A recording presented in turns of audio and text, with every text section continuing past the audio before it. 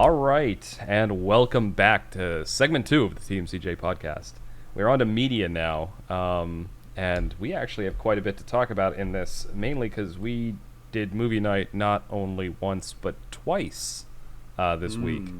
And even if that doesn't carry us the whole way through, I've been reading and watching some stuff after work that could potentially fill some time. What should we start with?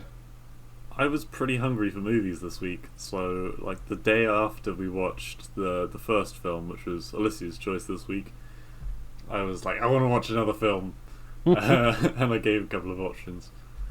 But yeah, should we start with the first ones first then? Yeah. So Okay, first one this week, we were watching a Disney movie, Princess and the Frog, which I think we figured out it was the last animated Disney movie, like actually animated. The ones after that were computer animated, so like Pixar, type stuff. I see. Quite good. I'd never seen it before, No, and it was the only one of that variety, like that kind of Disney movie I hadn't seen. Because I really liked the Disney, like the animated classic Disney movies. Huge part of my childhood. I went into it thinking, I don't know why, because I don't think that I've seen a Disney movie that I haven't enjoyed, but for some reason I came into this with low expectations. And I was really pleasantly surprised. Loved the music. You can't not love the music in a Disney film. Oh God, yeah, it's true. But especially that first one with the Voodoo Man shop. Oh yeah. I got good. friends on the other side. Yeah. That's my favorite song in the whole movie. I imagine if someone doesn't like jazz, they probably wouldn't like the movie. That's a good point, yeah. If jazz isn't your thing, you probably would not be a fan of the songs in this movie. But but it's like, and it's jazz, but it's jazz with a Disney spin too. So even if you don't, and you do like Disney movies, you could still like it. Do you like jazz? What's going on here? What's going on here with all this jazz? The characters, for the most part, I liked all of them. There were a couple I didn't like, actually. And I think something I said at the end, it felt like a cut down version of the film. They seem to have left out small bits of plot, which I just kind of assumed that the audience knows what happened. Or they just kind of fill it in with some small amount of dialogue, which just only pushes the plot. It doesn't explain people's motives or anything. They just did it. Yeah, I felt that I kind of felt the same thing. There were scenes in the movie. So that's the only complaint I had. I didn't go into this with low expectations because I had seen some of the songs, particularly the "I've Got Friends on the Other Side" song on You've seen YouTube that before. Previously? I'd seen it on YouTube before, so I already knew that I liked that song. But I was happy with all the other songs in the movie too. But what was I gonna say? I felt the same thing. I had decent expectations going in. Like I thought, like, it's a Disney musical, it's animated, I'm gonna like this, and I did. That was correct. But you're right. There were several points in the movie where I'm just like, well, what did we just skipped ahead? Like, this kind of came out of nowhere. And I know one of the scenes you're thinking of, because you mentioned it after the movie, was the whole transition when he gets turned into a frog. You don't see him get turned into a frog, and he just suddenly shows up at the girl's doorstep, and then it's later established, oh, he was put in a jar, and then some incompetent guy let him out of the jar. But yeah, it goes from him being a fully fledged prince, and then the bit that they skip is A, him turning into a frog, B, him being captured, C, him then being released for no bloody reason, and then D, him getting to the palace, E, him finding the princess's window who he's never met before, and then just not having a plan. Like, yeah, what? I do agree. Like, more than I'm trying to think of other Disney movies that I've seen that have had kind of plot holes like that, and maybe I've just seen them so often that I haven't thought of it. And it's not that there are plot holes. It's like you said right off the bat. They don't show you things in the plot. They just like later tell you, oh, this is what happened. Yeah. And I feel like it's not the best story to. Again, these are blemishes in an otherwise excellent movie. Oh yes. Loved the crocodile. He was one of my favorites. Didn't like the firefly so much. The whole teeth thing Oh yeah. kind of grossed me out. I'm a bit of a hygienist where it comes to dental health. Yeah. And so this thing that had like 3 teeth and it kind of spluttered its words out was a bit. Well, the spluttering his words out, that's just a Cajun accent. But you're right, the missing teeth thing, that's yeah. You get bad people with bad teeth. I wish I could do a Cajun accent. I'm picturing what he's saying in my head. I'm like, do I want to attempt it? No. We can't afford the lawsuit, guys. I don't think I can do a Cajun accent. Well, I don't think it's patented. For all those we've offended, I mean. Oh, yeah. But Cajun accent is just like a southern French accent. I don't care about offending the French. Okay. Yeah, other things, I think it did a good job of, and this is saying quite a bit because there are so many times when this has not been done well. They did a good job of making a strong, independent female lead. Yes. Okay. That's something. I'm glad you brought that up because I was thinking that during the movie. Like, there are so many examples now of how to write strong women in a very lazy way, which is basically like, look, they have 1 billion muscles and they drink and smoke and swear. That is lazy writing for a strong character. Doesn't matter if they're male or female. That's like lazy writer's shorthand for this person is strong and edgy. This movie did a great job actually creating like a strong female character.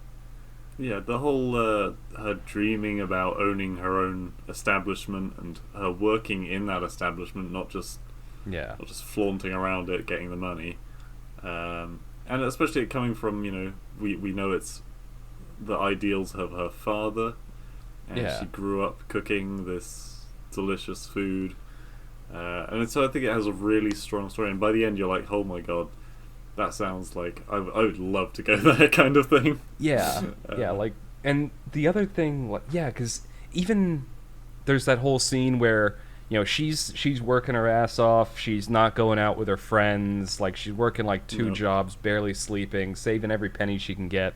And even her mother is like, come on. It's like, I want some grandkids. Like, don't, like, why are you busting your ass like this? Enjoy your youth, find love, go out there. And she's still like doggedly determined. Like, no, I'm gonna fulfill my dream, and I'm gonna work hard to get there. And yeah, you do see that in and about life, and I think it's really nice because I've seen people who have in real life who are trying to make something of themselves, so they don't go out every night. They work 2 jobs if they have to get what they in the long run need. Yeah, and I think it's really admirable and kind of inspiring. Yeah, exactly. Like, she's a kid, like, the way to, like, write good, like, strong characters like that, it should be someone you can aspire to be. Someone who, God, I was almost, I'm losing track of my own thoughts here. It's somebody that you can look to and go, like, man, if I do that too, if I aspire to be like that, if I work hard and do these sorts of things, I could achieve something like them. Like, it's an inspiration. And Disney movies are they're children's movies for the most part, but they're kind of like all ages children's movies. Like, you can watch them at any time and still be like, damn, that was a good movie at any age. But especially for the kids watching, like, that's a good thing. That, like, you've shown them a character that is determined, they work hard, and through perseverance, no matter how, because bad things happen to her. She fails several times over. Like, there are setbacks all across the way, but she keeps going, and she eventually Yeah. makes it. But yeah, it's kind of it's I can't remember what her name is, but I wish there was more of that princess being advertised, because there's so many, like, uh, Snow Whites and all that. Everyone knows Mm. about them. Um, no, I think, yeah, I think we need I more variety of this kind. I think it was really good. Well, that's the thing. They kind of deviated from the classic Disney princess setup, because like if you think of some of the other ones like Belle or Jasmine, or like some of the other Disney movies. Hmm. Um, I'm going to use Aladdin as an example. Actually, it's kind of a almost a reversal of that. Like Jasmine is she's kind of rich, The nobility. rich, Yeah. a little bit spoiled, but completely understandably so because she's shut in and not allowed to go out and see the world. Hmm. Whereas Aladdin's kind of this poor street urchin who's doing everything he can to get by and survive. Whereas in this movie, the princess, quote unquote, is the like she's like the hardworking, poor, doing everything she can to achieve her dream, and the prince is kind of a layabout who's through a lavish lifestyle. He's lost his riches, and now he's trying to find another easy road to get back into his lavish lifestyle. Yeah. And I don't think I wasn't a massive fan of his character. I don't think he really progresses all that much, because at the end of the day, he still, gets the inheritance from his parents, and just, But did he I though? don't know. I don't Yeah, think he because that's how did. they bought the place for. Um, No, no, that's not how they bought the place. was it not? Yeah, yeah. So at the end of the movie, you see they use the crocodile to intimidate the bankers into selling it to her.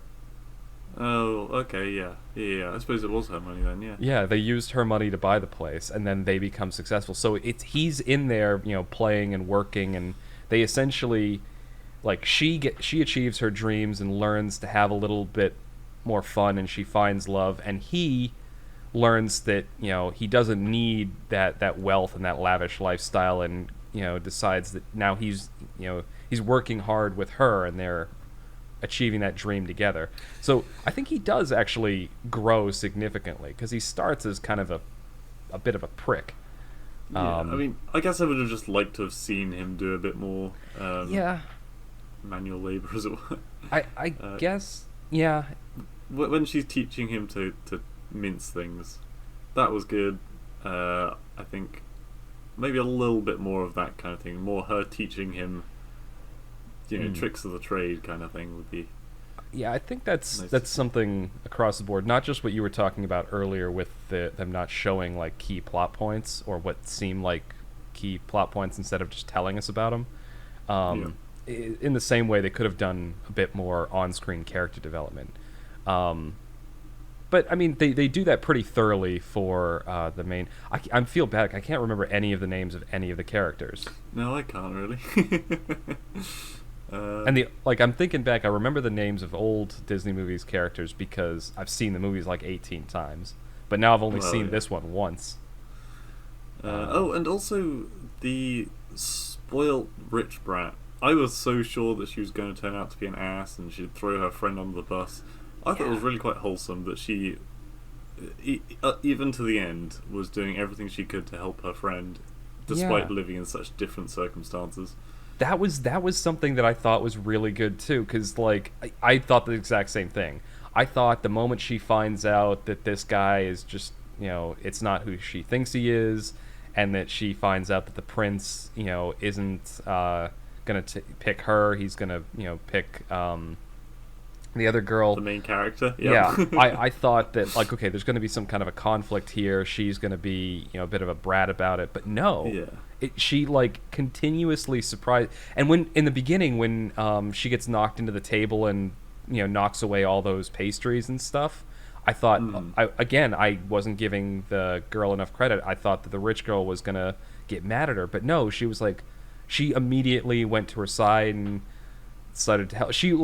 She was a brat and kind of over the top loudmouth for most of the movie, but then every time her friend actually needed her, she ended up being like a really kind and genuine person. Yeah.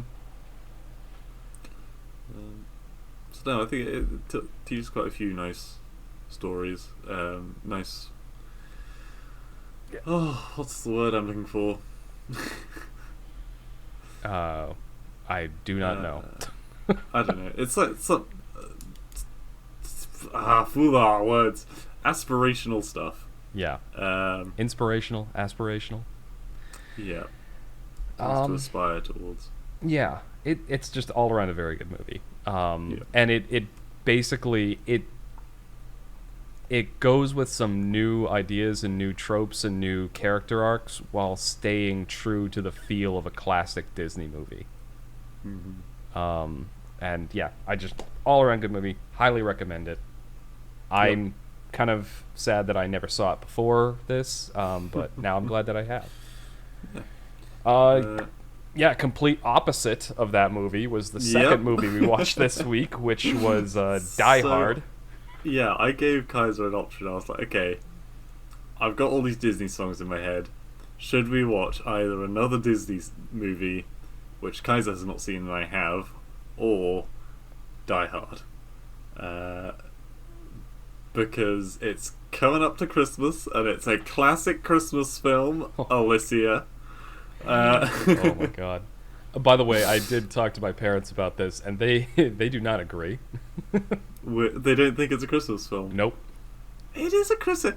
Like, now I've got a machine gun, ho ho ho. You wouldn't say that mid-February, would you? Well, the movie is set at Christmas. Yeah, and there's Santas everywhere. There's Christmas trees. But that doesn't make it a Christmas. Okay, whatever. It's an inspirational story about saving Christmas, Kaiser. Okay. Yeah, that's another movie, classic movie that I had never seen.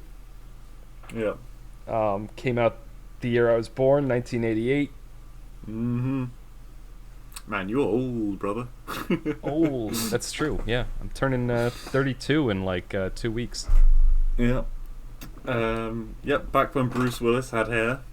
That's true. I honestly had a hard time recognizing that first because of the hair.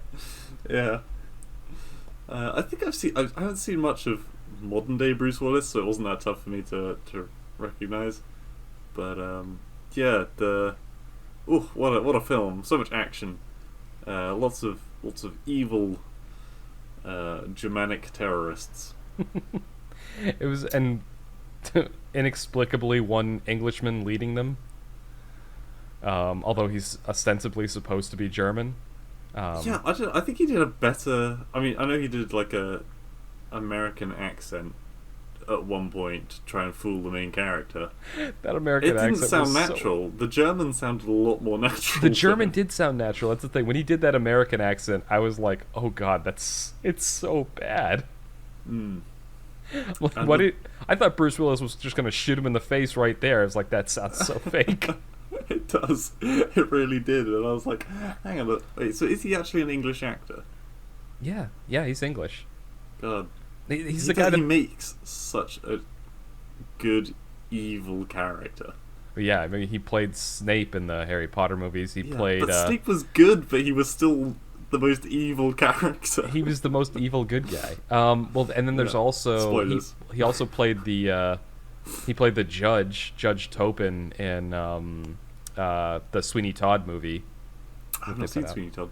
Oh, it's such a good... Okay, that's a movie. That's going on movie night. That might be my choice next. I fucking love... I'm sure Alicia would be disappointed to hear I haven't seen Sweeney Todd. It's the first movie I saw that made me think that I might actually like some musicals. Like, aside from Disney musicals. Like, actual live musicals. Because I saw... I don't know. I've seen musicals when I was younger. People I knew in grade school were like really liked them. The ones that they liked, that they showed me, I thought were ass. And the plot lines were things that I just absolutely couldn't get behind. Yeah.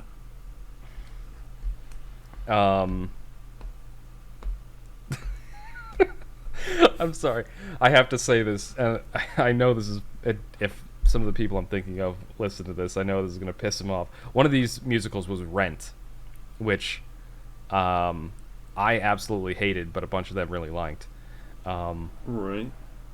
My plot synopsis is Rent is a movie, or I guess musical, about a bunch of layabout artists who refuse to pay their rent and then sing about it for an hour, and then someone catches AIDS.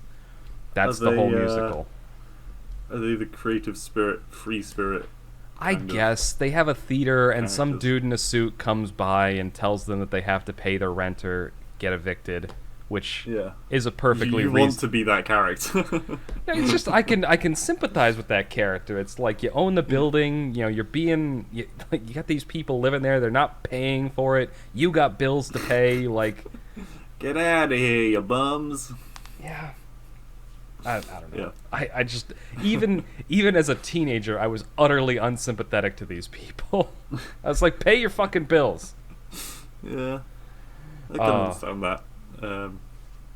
Anyway, without getting too far into that, Die Hard. Yes, Die Hard. So, a lot of classic phrases that you weren't previously aware came from it. Yippee-ki-yay, motherfucker. Yep. And also, I don't know, did they... with the explosions and stuff, I wonder if they had the budget to actually... I don't know, what... Was there any CGI or anything? I don't think so. It looked like they actually blew a bunch of... Like, it looked like they detonated a helicopter in one of those scenes. I mean, Yeah. it was the 80s. I don't think there was that much CGI, and if there was, it would have been obvious. Yeah. Like, I mean, you must have seen, like, old James Bond CGI clips, surely. Probably, yeah. They're so hilariously bad. So yeah, it must have been a pretty high budget film for the time. Yeah.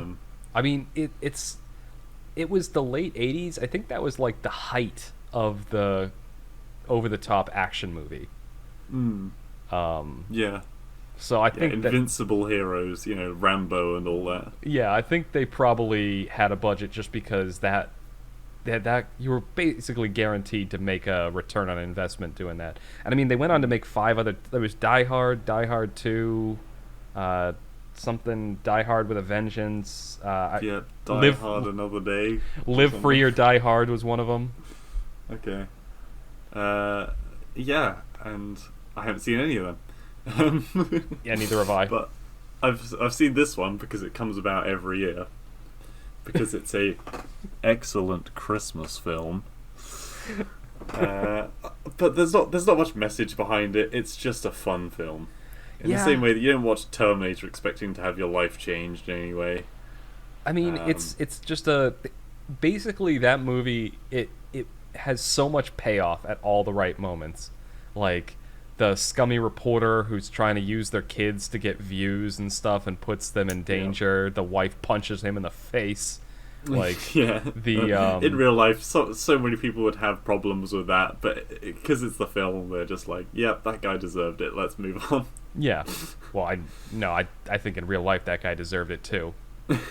Oh yeah, he still would have deserved it, but yeah, I'm sorry. There would have been like legal that's true. There might have been over legal. Well, I mean, there probably would have been legal battles over the fact that the guy detonated most of that building, and he wasn't even a cop from that state.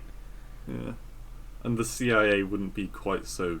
Well, FBI. I hope they wouldn't be quite FBI. Sorry, yeah. At the time. At the time, who knows? I mean, the guy, they do make a legitimate reference, like the FBI agent with the sniper rifle and the helicopter. I mean, he was like, "Oh, it's just like Saigon." Yeah, just like Saigon. I was like, "Ooh, I understand that reference." Yeah, it's like, I mean, at the time there could have been veteran FBI agents who were like Vietnam vets, and they might have. You never know. There could have been somebody who played a little fast and loose, and I don't know. But I don't know. I feel like you get in so much trouble going in, like, guns blazing into a hostage situation. Surely back then that wouldn't have been alright still. You never... I mean, again, it was the 80s. Who knows? It's entirely possible, like, that they would have made... Because the guy's like, yeah, we're looking at probably about losing 25% of the hostages. Yeah. And it's like maybe that's how they did the calculus back then. Also, I'm I'm so dubious of the villain's plans because their plan after doing all this stuff was to just drive out in a van. Mm. I mean, I know they said, oh, they'll think we're all dead because we blew up the roof. If you blow up the roof, like, no one's going to stand in their own explosion.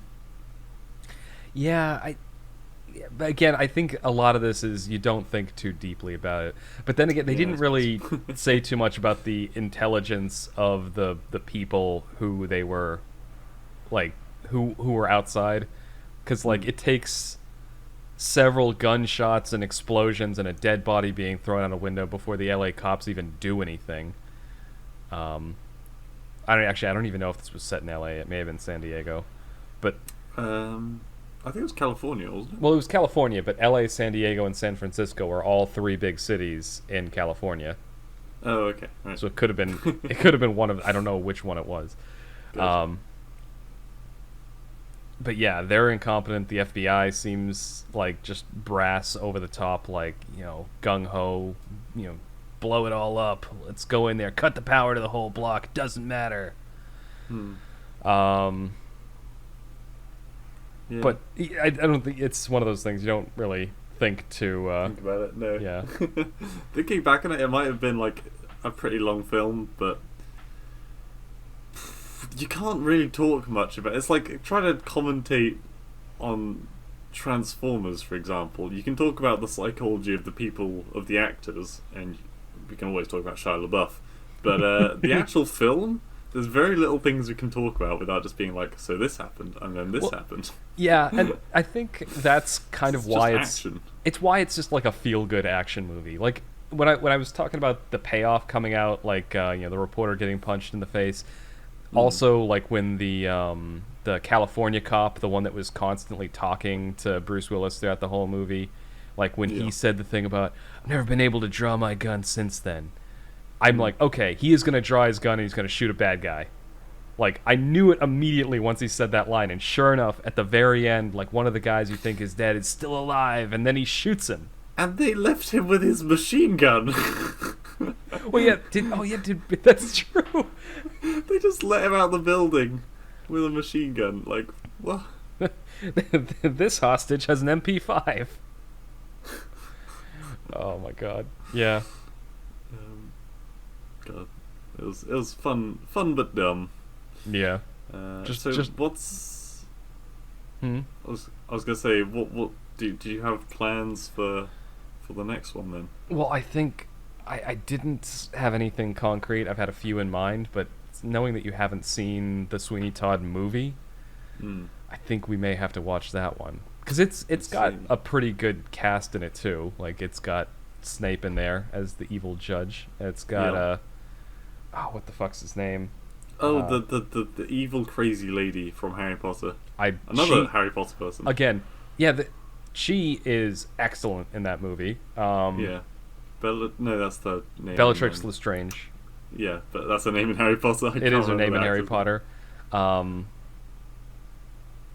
Lovett is what she's called in that. I was playing one of the songs in my head to try and remember her name. And the guy that plays Sweeney Todd, why can't I remember his name? It's not Johnny Depp, is it? It is Johnny Depp. Yeah, thank you. Okay. I know, because I'm not a fan of Johnny Depp, but maybe he is a good actor. So. He's been in a lot of movies that I've liked him in. That one, he played really good in the first few Pirates of the Caribbean movies. Like Jack Sparrow was probably the highlight of those movies. Yeah.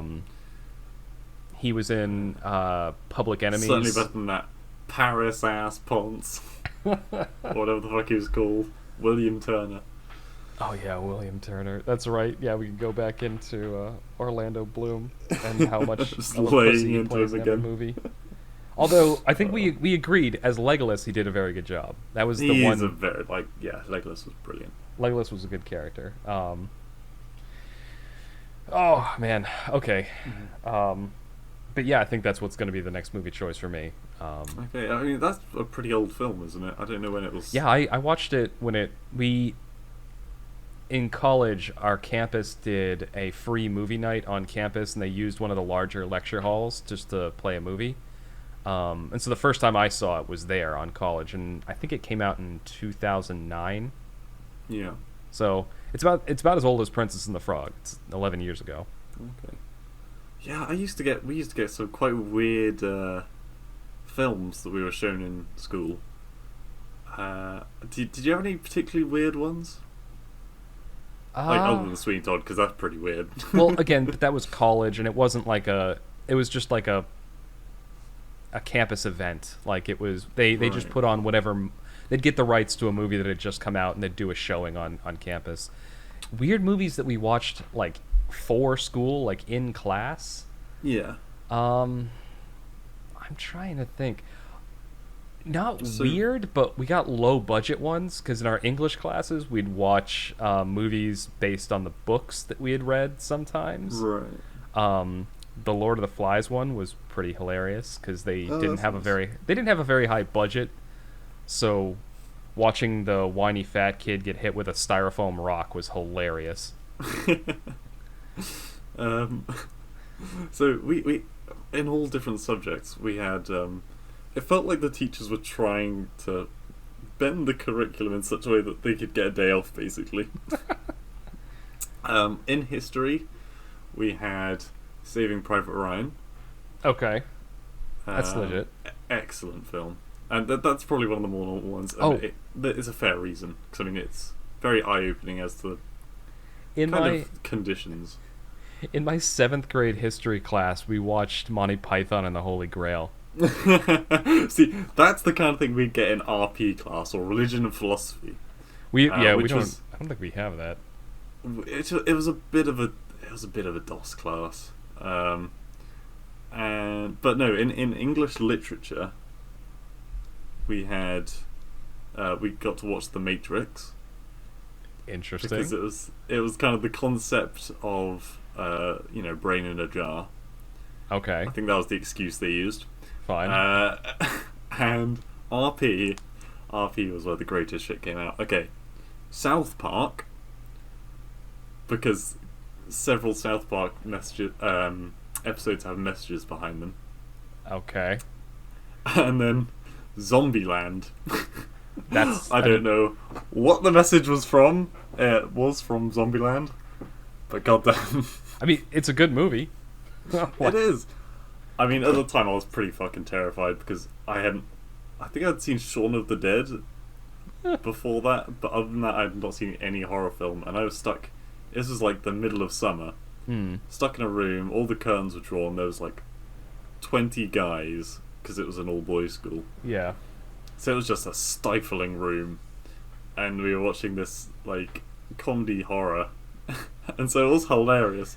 But there were times where I was like, oh no. Oh my god. I don't want to see that.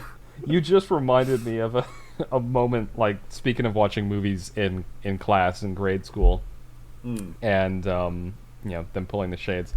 It was a science class, and it was some really, really low budget, like, public school approved, movie about the solar system. It was. Okay, I thought you were gonna say sex ed for a second there. No. Like, they didn't really do sex ed in my school. Was like we had a health class either sophomore year or junior year. They didn't show any videos or anything like that. It was just like, hey, this is a penis. This is how it works. For us, it was here's all the STDs you can get. Yep. And they didn't tell us anything else. They went over that too. That was it. That was pretty much it. Anyway, but no, it wasn't that. It was science, and it was specifically about the solar system. Don't remember the movie at all, but they had like one of the kids go and like pull the shades. The teacher had one of the kids go and pull the shades for the room, and to do that, you had to climb up on top of the radiator and then pull the shades down. So shades get pulled. It's pitch black in the room, and we just hear a loud, ba-bam! And the person had like sort of lost their balance jumping off of the radiator and landed really awkwardly, and it made a loud bang. And then it's pitch black in the room, and you just hear two kids. One of them goes, that was a 7.8 on the Richter scale. And then one of the other kids across the room just goes, "That broke the fucking Richter scale." and and the teacher flips the lights back on. She's like, "Who the hell said that?" She's like looking around, and everyone is laughing except the teacher, who is pissed. I don't kind of got to be pissed. I don't remember. I was like, how can you not? It was funny. Yeah, but at Even the the same time, person we gotta who keep order.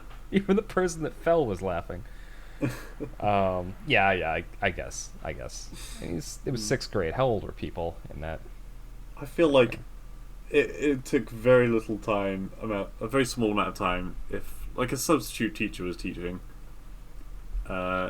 if they were just complete milksops, it would just be chaos. Like, yeah, we had a history stand-in, and normally our history teacher, he was goddamn brutal, alright? He was scary, and I mean really scary.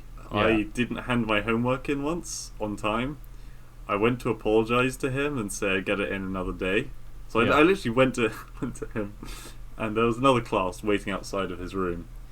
He picked me up by the shirt collar, what the fuck, off the ground, and screamed in my face. Holy shit! And I didn't wet myself, but goddamn, that was scary. Another time, I don't know, I hadn't done something properly or something, so he turned to me and he was like, "Alright, legally I'm not allowed to hit you. I'm gonna hold my fist here, and I expect you to headbutt it." I mean, that was a bit more funny, but I was so terrified of him, I legit did it. Oh my god, that's awesome. I don't think he was a really good teacher, though. Yeah, I mean, some of the best teachers are like that. I can't think. I feel like that was kind of like basic training. If I'd gone into boot camp after that, I would have been fine. He was prepping you. I don't think we ever had any. I never had any teachers like that. I had some teachers that like everyone took seriously. Like they had gravitas in the classroom. Yeah. Like they were just teachers you wouldn't fuck with because they had that kind of austere kind of air about them. I had an English teacher near the end of my high school career that was like that.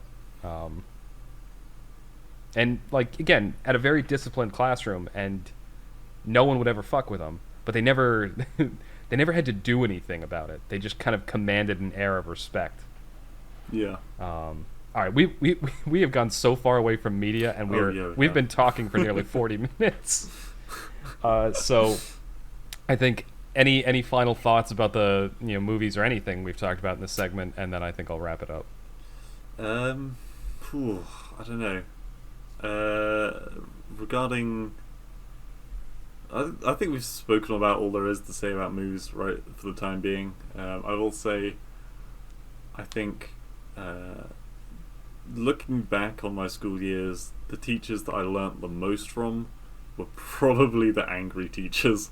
So, because I had to pay attention in their lessons, otherwise I'd be in deep trouble. So I think a little bit of fear in school is a good thing. And I think a lot of these days, I think teachers have to be a lot more gentle and soft-spoken with the pupils. I don't know. I think there's a lack of respect probably coming in these days because of that. Yeah, I'm on board with that. Like the teachers that my experience was the same thing. The teachers who were kind of more casual in their teaching style, kind of let things go, and it was a little more free form in their classroom.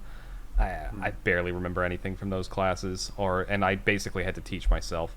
The classes where it was like that, where the teacher like kind of commanded discipline in the classroom, those were the classes that I actually learned things from, and definitely were a lot more useful to me when I was a kid. Yeah. And probably more beneficial to me, even if I didn't like the fact that they were, basically commanding large portions of my time. Anyway, we'll end it off there. This has been segment 2 of the TMCJ podcast. Thank you for listening, and you'll hear us again very soon for segment 3.